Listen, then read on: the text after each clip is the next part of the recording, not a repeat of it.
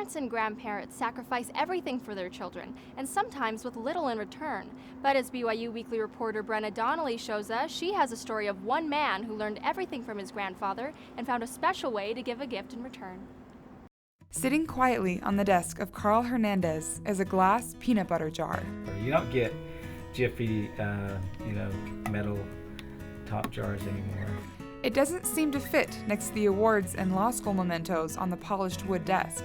But for Hernandez, it's the most important item in his office. My grandparents immigrated from Mexico to the United States, and they started picking lettuce over in Michigan, moved over to Colorado, and then eventually over to San Joaquin Valley, where they picked oranges and olives. It was a modest living, and it required the help of the entire family. I started picking fruit when I was probably around 3 or 4.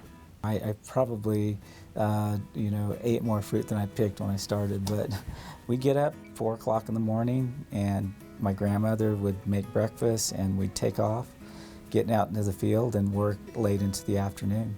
You'd get a bin that wrapped around your body, and you would climb up into a tree, and you would milk the olives off of the tree into this bin, dump them into a box, and you got paid about $2.50 a box. But his family wanted more for him, so he graduated from high school and enrolled at Brigham Young University. Had a bishop that drove me and left me off on University Avenue with a couple $100 in my pocket. But while he was studying law at BYU, he found a way to give back to his grandfather, the man who had given him everything. He came to me one day with a letter that he had received from the Social Security Department, and he was quite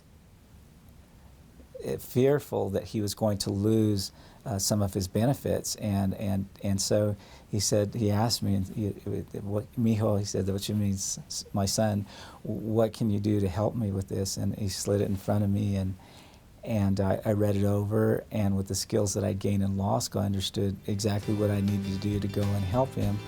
We made a few phone calls, got everything corrected. It was the best feeling. I can't tell you the feeling it gave me of having helped someone who was so dear to me, who had helped me all my life. And his grandfather gave him a little token. It's filled with pieces of chalk and some of his pay stubs.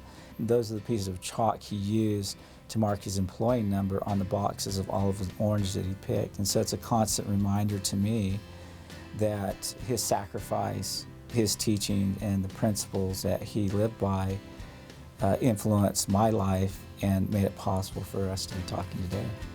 Hernandez has come a long way since his fruit picking days. He's now the assistant dean of the law school at BYU and will tell anyone interested about that little jar on his desk. Brenna Donnelly, BYU Weekly.